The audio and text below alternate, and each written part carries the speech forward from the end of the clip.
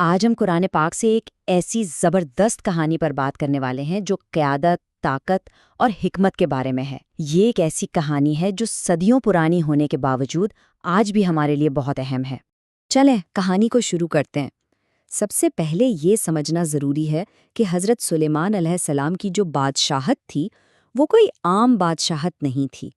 یہ تو اللہ کی طرف سے دیا گیا ایک ایسا خاص تحفہ تھا، ایک ایسا انعام تھا جو کسی اور کو نہیں ملا۔ تو کہانی کا آغاز ہوتا ہے ایک ایسے بادشاہ سے جو صرف بادشاہی نہیں بلکہ اللہ کے نبی بھی تھے، اور ان کی فوج وہ بھی بہت ہی منفرد اور طاقتور۔ دیکھیں، ان کی فوج میں صرف انسان نہیں تھے بلکہ ایسی مخلوقات بھی تھیں جو عام طور پر نظر نہیں آتی، جیسے جنات، اور تو اور ہوا میں اڑنے والے پرندے بھی ان کے لشکر کا حصہ تھے، اور سب کے سب ان کے حکم کے پابند تھے۔ لیکن پھر ایک دن جب وہ اپنی فوج کا معائنہ کر رہے تھے تو لشکر کا ایک اہم رکن غائب تھا، اور بس یہیں سے واقعات کا ایک ایسا سلسلہ شروع ہوا جس کا کوئی تصور بھی نہیں کر سکتا تھا۔ اب یہاں ایک بہت دلچسپ بات سامنے آتی ہے۔ یہ حضرت سلیمان علیہ السلام کی قیادت کا کمال تھا۔ اتنی بڑی فوج اور اس میں سے ایک چھوٹا سا پرندہ غائب ہے، اور یہ بات ان کی نظر سے نہیں بچی۔ انہوں نے فوراً اس کا نوٹس لیا اور جواب طلبی کی۔ اچھا، تھوڑی ہی دیر میں ہدہد واپس آ جاتا ہے، لیکن وہ کوئی بہانہ نہیں بناتا، بلکہ وہ ایک ایسی خبر لے کر آتا ہے، ایک ایسی اطلاع دیتا ہے جو خود اس عظیم بادشاہ کے علم میں بھی نہیں تھی۔ ہدہد نے ایک ایسی سلطنت کے بارے میں بتایا جو بہت طاقتور اور امیر تھی، لیکن ایک مسئلہ تھا، ان کی بنیاد، ان کا عقیدہ گمراہی پر قائم تھا۔ اب اس صورتحال میں حضرت سلیمان علیہ السلام نے کیا کیا؟ انہوں نے طاقت کا مظاہرہ نہیں کیا بلکہ حکمت سے کام لیا، اور یہی تو ایک سچے لیڈر کی پہچان ہوتی ہے۔ یہاں ہمیں لیڈرشپ کے دو بالکل الگ الگ انداز دیکھنے کو ملتے ہیں۔ ایک طرف حضرت سلیمان علیہ السلام ہیں جو حق اور سچائی کی بنیاد پر فوراً فیصلہ کرتے ہیں، اور دوسری طرف ملکہ ہیں جو سیاسی چالوں اور حکمت عملی پر زیادہ بھروسہ کرتی ہیں۔ تو جو خط انہوں نے بھیجا اس میں کوئی دھمکی نہیں تھی، یہ جنگ کا اعلان نہیں تھا، بلکہ یہ سچائی کی طرف ایک بہت واضح اور سیدھی سی دعوت تھی۔ اچھا، ملکہ نے بھی اپنی سیاسی سمجھ بوجھ کا مظاہرہ کیا۔ اس نے سیدھا ٹکراؤ مول لینے کے بجائے ڈپلومیسی کا راستہ اپنایا، اور جواب میں ایک بہت قیمتی تحفہ بھجوا دیا۔ لیکن حضرت سلیمان علیہ السلام نے وہ تحفہ فوراً واپس کر دیا۔ انہوں نے صاف صاف بتا دیا کہ یہ معاملہ سیاست یا دولت کا ہے ہی نہیں، یہ تو حق اور سچائی کا معاملہ ہے۔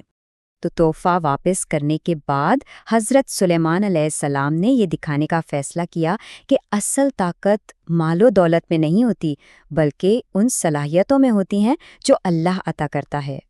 تو انہوں نے اپنے دربار میں بیٹھے لوگوں کے سامنے ایک چیلنج رکھا۔ ایک طرح سے یہ ان کی خاص صلاحیتوں کا امتحان بھی تھا۔ پہلے تو ایک بہت طاقتور جن نے کہا کہ میں تخت لے آؤں گا۔ یہ بھی کوئی چھوٹی بات نہیں تھی، لیکن پھر ایک ایسے شخص میں پیشکش کی جس کے پاس اللہ کی کتاب کا علم تھا، اور اس کی پیشکش تو اس سے بھی کہیں زیادہ حیران کن تھی۔ اور پھر کیا ہوا؟ پلک جھپکنے کی دیر تھی کہ سبا کا وہ شاندار تخت جو سینکڑوں میل دور تھا حضرت سلیمان علیہ السلام کے سامنے رکھا ہوا تھا۔ یہ ایک ایسا معجزہ تھا جس کا انسان تصور بھی نہیں کر سکتا۔ اب دیکھیں، اتنا بڑا معجزہ دیکھنے کے بعد انہوں نے یہ نہیں کہا کہ یہ میں نے کیا، نہیں، انہوں نے فوراً اس کا سہرا اللہ کو دیا اور کہا کہ یہ میرے رب کا فضل ہے، اور یہ میرے لیے ایک آزمائش ہے کہ میں شکر کرتا ہوں یا نہیں۔ اچھا، تو جب ملکہ خود وہاں پہنچی تو ان کا استقبال ایک اور شاندار مظاہرے سے کیا گیا جو حضرت سلیمان علیہ السلام کی حکمت اور ذہانت کا ثبوت تھا۔ انہیں ایک ایسے محل میں لے جایا گیا جہاں اس نے فرش کو دیکھا تو سمجھا کہ یہ گہرے پانی کا تالاب ہے۔ یہ نظر کا ایک زبردست دھوکہ تھا۔ تب حضرت سلیمان علیہ السلام نے اصل حقیقت بتائی کہ یہ کوئی جادو نہیں بلکہ یہ محل شیشے سے بنا ہوا ہے۔ یہ فن تعمیر کا ایک ایسا کمال تھا جو ملکہ نے کبھی سوچا بھی نہیں تھا۔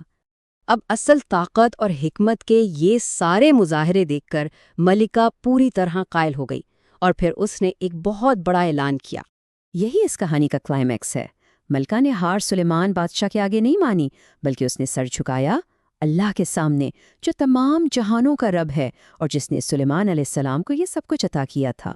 تو آخر میں اس پوری کہانی سے ہمیں کیا سبق ملتا ہے؟ قرآن ہمیں کچھ بہت اہم باتیں سکھاتا ہے کہ اصل طاقت صرف اللہ کی ہے، حکمت لڑائی جھگڑے سے کہیں بہتر ہے، شکر کرنے سے سلطنتیں محفوظ رہتی ہیں، اور سب سے بڑی کامیابی تو ایمان ہی ہے۔ یہ صدیوں پرانی کہانی آج بھی ہمارے لیے ایک بہت بڑا سوال چھوڑ جاتی ہے۔ آج کی اس دنیا میں جہاں دولت اور ٹیکنالوجی کی بھرمار ہے، وہاں کسی لیڈر کی طاقت کا اصل پیمانہ کیا ہے؟